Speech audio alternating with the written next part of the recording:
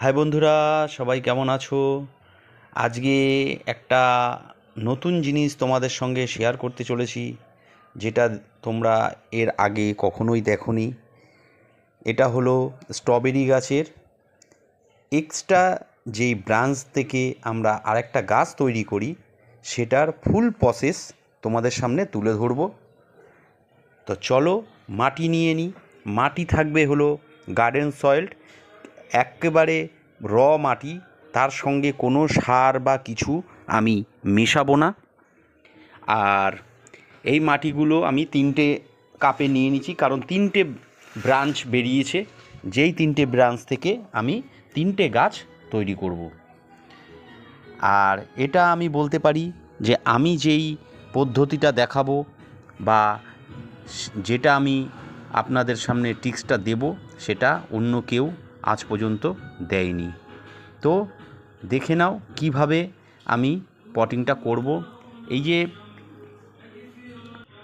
ব্রাঞ্চের মধ্যে দিয়ে যেই শেকড়ওয়ালা যেই গাছটি বেরিয়েছে, দেখাচ্ছি, এই দেখো, এর নিচ থেকে যেই শেকড়ওয়ালা যেই ব্রাঞ্চটা বেরিয়েছে, সেই শেকড়ওয়ালা ব্রাঞ্চটাকে আমি মাটিতে এইভাবে চেপে দেবো। আর একটা কোনো কাঠি দিয়ে এই গাছের ডালটিকে চেপে রাখতে হবে, যাতে এটা ওপরে না উঠতে পারে, কারণ ওপরে উঠে গেলে শেকড়টা ওপরে চলে যাবে, মাটির নিচে ঢুকবে না। আর এইভাবেই রেখে দেব, এবং যখন এটা সম্পূর্ণভাবে সতেজ হয়ে যাবে, এর মাথায় যখন গাছ হয়ে যাবে, তখন আমি ওখান থেকে কাটিং করে দেবো। কারণ এই মাথা যতক্ষণ গাছ পাতা যতক্ষণ না গজাবে, ততক্ষণ আমি এটা কাটবো না।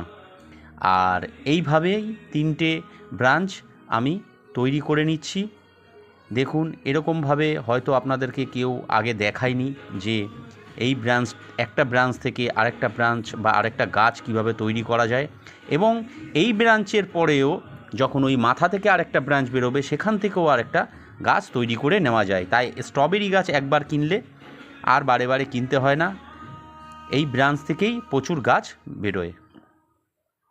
তো দেখো কিভাবে শেয়ার করলাম তোমাদের সামনে। ধন্যবাদ, সবাই ভালো থাকবে, টাটা।